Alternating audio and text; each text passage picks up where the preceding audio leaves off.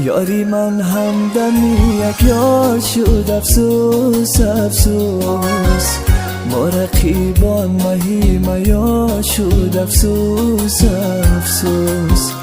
یاری من همدمی یک یار شد افسوس افسوس، با رقیبان مهی میا شد افسوس افسوس، با رقیبان مهی میا شد افسوس افسوس.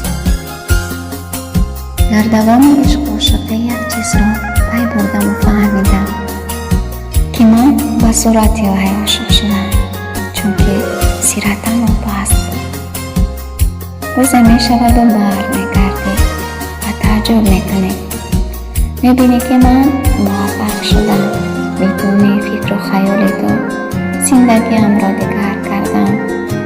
می بینی که دلم برات تنگ نشده است. گل را که بسد خون جگر پروردم، همدمی هر خس و هر خار شد افسوس افسوس.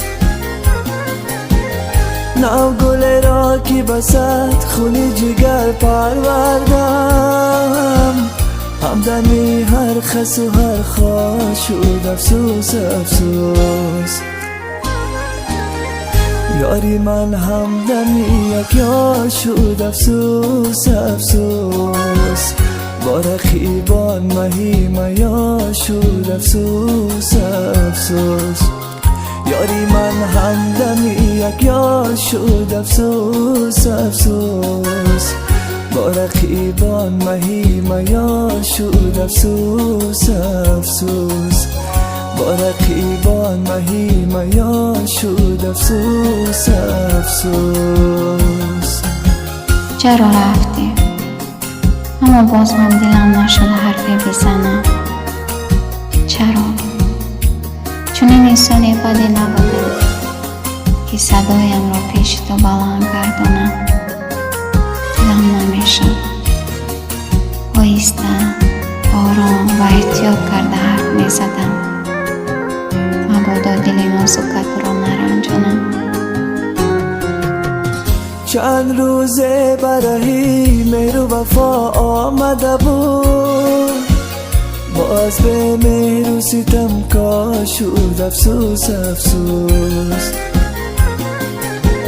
چند روزه برای مهر و وفا آمده بود، باز به مهر و ستم کار شد افسوس افسوس. یاری من همدمی یک یار شد افسوس افسوس، با رقیبان مهی میا شد افسوس افسوس. یاری من همدمی یک یار شد افسوس افسوس، با رقیبان مهی میا شد افسوس افسوس، با رقیبان مهی میا شد افسوس افسوس.